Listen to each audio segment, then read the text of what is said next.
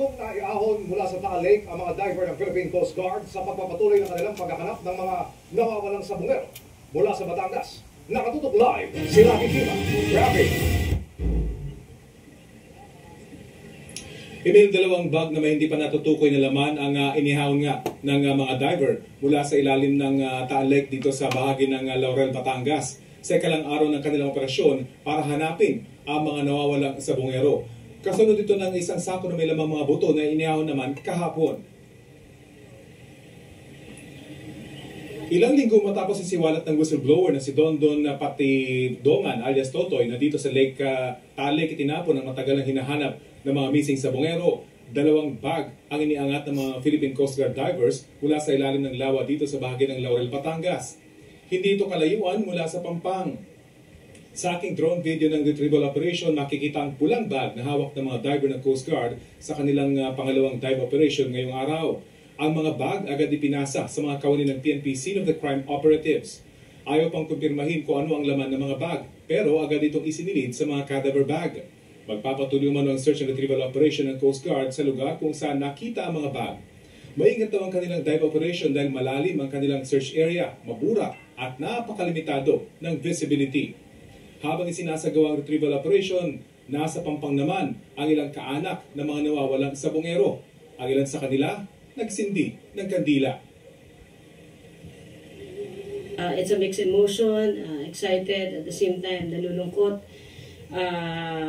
Meron kaba, pero ganun pa man, we are very happy. At least finally, lahat ng sinasabi ni Dondon pati Dongan ay totoo. Yung description ng divers natin sa bottom, halos 1 meter lang yung visibility.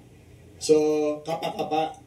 Pero pag nakita nila na yung nakabalot dun sa isang object ay maaaring mag-disintegrate dun sa or magutay-gutay. Binabalutan na natin yun together ng fine mesh net. Para kung mag-ascend na tayo, hindi siya magsabog-sabog, no? Ganun yung ginagawa natin. We handle it very carefully.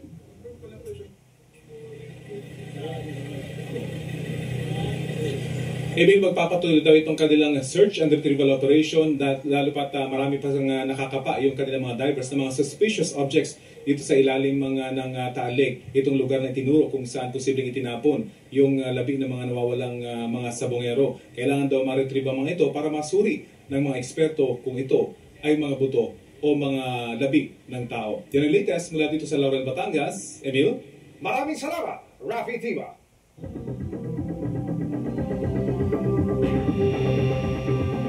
Ayun po. Diba? Ayan na yung buto. Ayan na nga. Nagkatotoo na nga itong mga sinabi ni alias Totoy. So ibig sabihin po ay talagang merong mga nakatago doon sa ilalim ng Taal Lake na mga kalansay o mga buto. Meron talaga. Hindi po maitatanggi, meron talaga kasi kung wala, 'di ba? Hindi naman po 'yan Hindi naman po 'yan makikita diyan. Actually na issue nga po 'yan tanim buto kahapon. Sinasabi nila tanim buto daw, tanim buto, pero meron ba tanim buto na ganyan? Meron ba tanim buto na ganyan na na makikita pa? Diba? Napakarami na nakita po. Yung ibang mga nakita po kanina, inilagay na agad sa body bag at dala-dala na ng soko.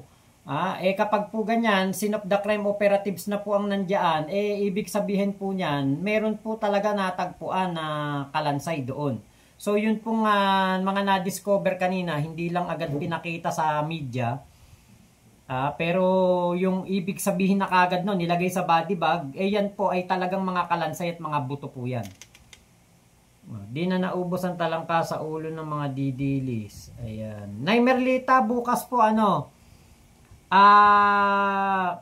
bukas po ay baka mag-live ako mga alas 8 po ng gabi. Ayan. Titignan po natin bukas. Yan lang naman ng katotohanan diyan. Merong nakita, so ibig sabihin, meron talaga. Diba? O, inay ko po, mukhang nakakuha na naman sila ng idea sa... okay. Sabi ni Arnel. Ayan, shoutout ha. Diba? Ibig sabihin, totoo po yung sinabi nitong si alias Totoy, si Dondon Patidongan. Totoo na talaga kasi, ayan, may nahuhukay eh. Alangan namang ilagay ni Dondon Patidongan dun yun. Diba? Nung lumabas siya, ano na yan, mainit na yung lugar na yan, binabantayan na yan. Sinasurveillance na po yan lugar na yan. Alangan namang may magtanim ng buto doon, diba? Kaya natawa ako nung sinabi ng mga DDS tanim buto. Sabi kung dati daw may tanim kaso, ngayon daw, pati daw tanim buto, ginagawa na daw ng administrasyon. Dinosaur. Hello po, shout out. Dinosaur. Kaya alam niyo po, etong mga sinasabi ni ni Dondon Patidongan, Julie Patidongan, hindi na po ito maikakaila na may katotohanan. At ano na kaya ang susunod na step dito? Kasi hanggang ngayon po, tinitignan ko bago ako mag-live, wala pa po akong nakikita balita na etong si alias Totoy ay naghain ng kanyang affidavit. Kailangan po, syempre, na meron pong mga formal complaint para po makasuhan na ng tuluyan ang mga sinasabing mastermind. Katulad niyan, may mga nahuhukay po, may mga nakukuha sa ilalim ng Taal Lake na mga buto, at sigurado ko na yung kaninang nakuha ay buto ng tao.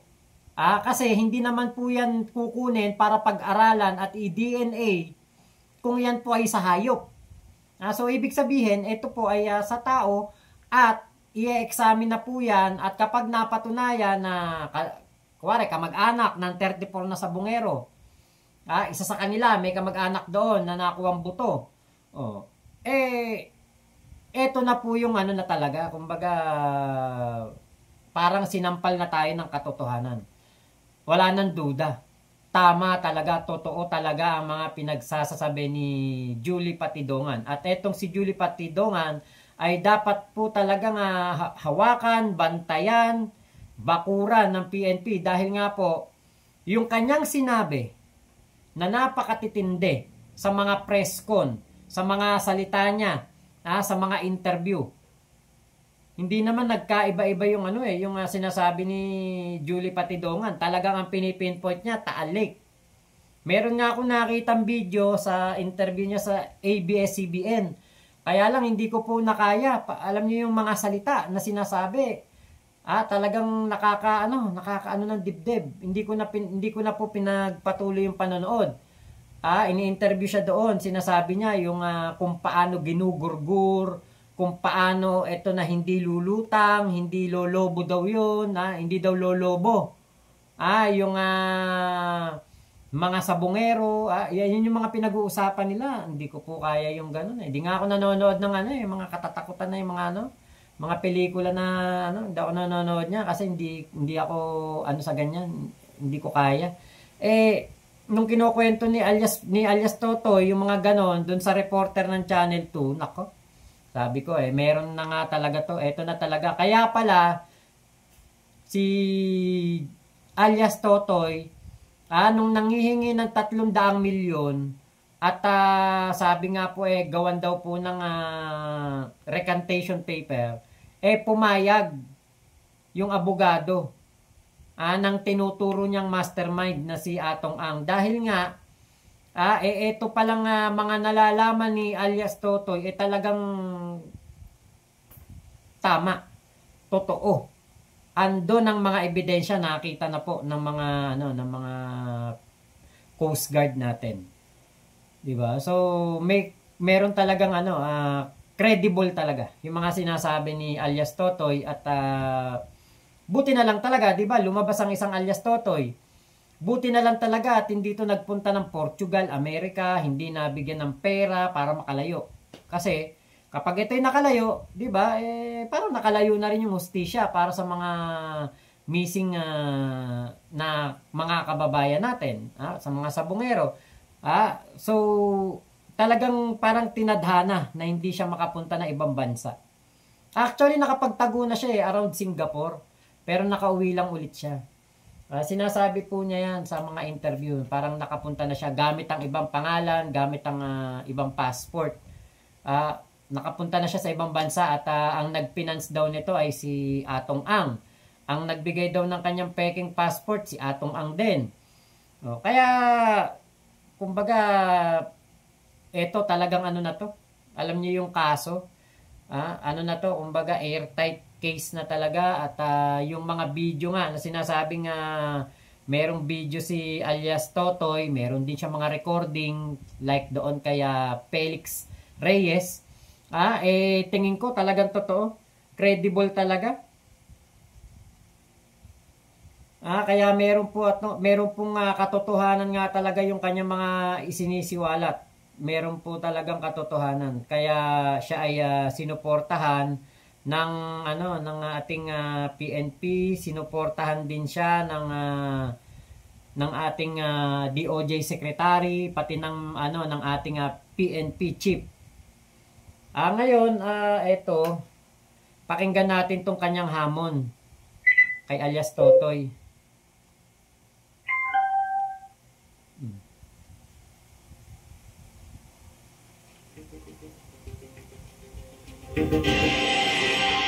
Iginiit ni Dondon. Ito yung hamon ni alias Totoy po kay Felix Reyes.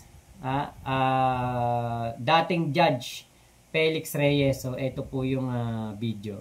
Patidongan na may hawak siyang ebidensya laban sa retiradong judge na si Felix Reyes kaugnay sa paglakad umano ng mga kaso ni Atong Ang na itinuturo niyang mastermind sa pagkawala ng mga sabongero. Hamon pa niya kay Reyes at kay Ang magpa-lie detector test. Nakatutok si Ian Cruz.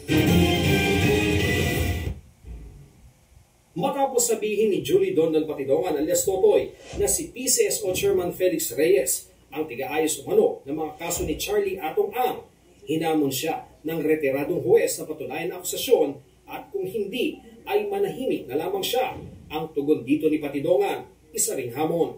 Hindi naman galing din sa bibig ko na siya ang tumutulong. Galing din kay Mr. Atong Ang. Samunin ko kayo, dalawa kayo ni Mr. Atong Ang, magpa-lie detector tayo. Yun lang masasabi ko sa kanila.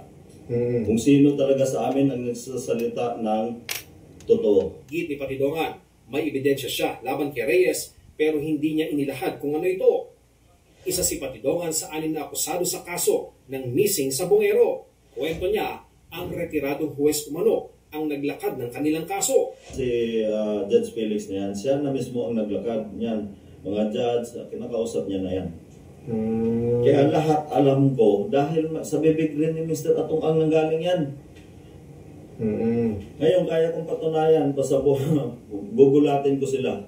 Wala rin daw ideya si Patidongan na aplikante pala para sa susunod na ombudsman ang retired judge.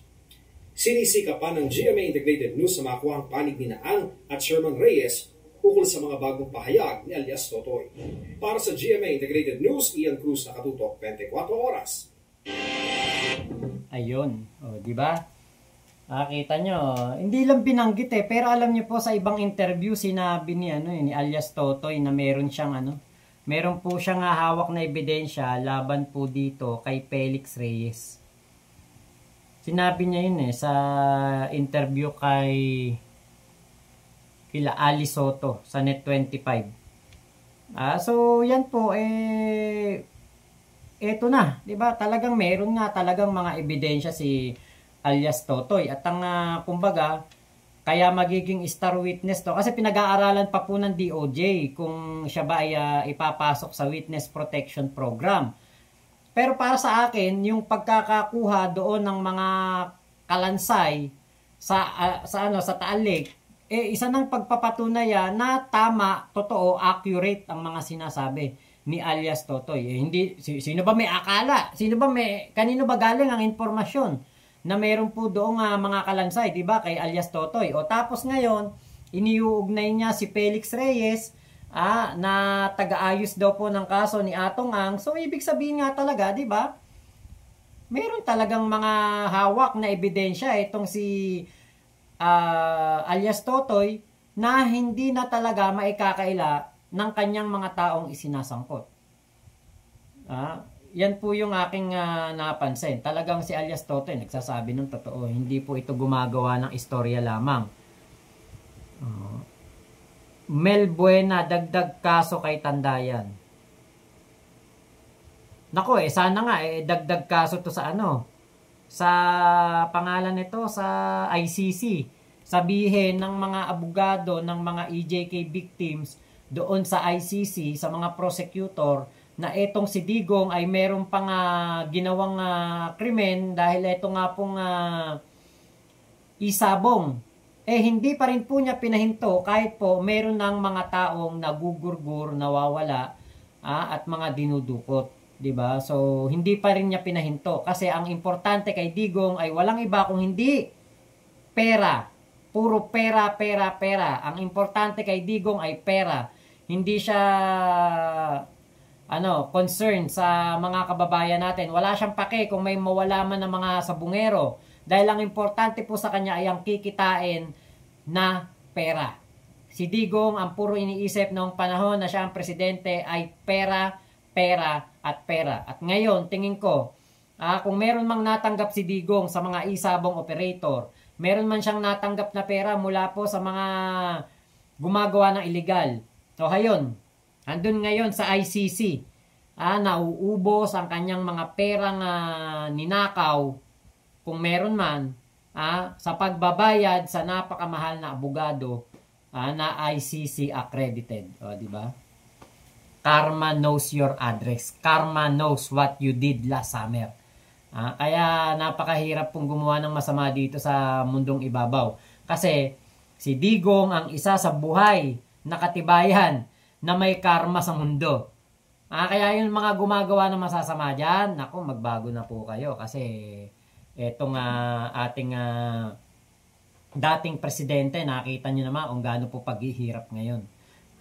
Pero hindi totoo na siya'y namayat ng sobrang payat katulad nung ikinakalat ng mga DD sheet na itong litrato na ito.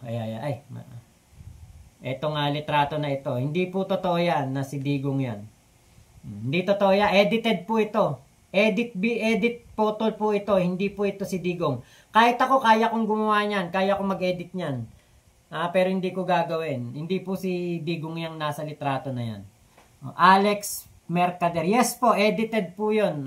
Kaya yan po ay pagpapaawa effect lang po. AKA I am Spinks. Good evening, madlang people. Elizabeth Napisa. Napisa ba yan? Hello po shoutout po sa inyo. Salamat sa pagsama niyo po dito sa aking vlog na ito. Good evening. Ayan, Elizabeth Napisa. Okay, Mel Buena, Alex Mercader, Nay Merlita Berhel de Dios, Jonathan Macalipas, Ronaldo de Villa. Ayan, hello po. June, Darling June, ayun, Gotham Sweater. Ayan, hello po. Nay Linda Lopez, Ate Maria P. Palisok, GMK70, ayan, hello po sa inyo. So ako po yung magpapaalam na sa ating vlog na ito. Ingat po kayo, nasan mang panig kayo ng mundo, Momo Chup Chup, love you, love you. God bless us all, Pilipinas. God first, salamat po.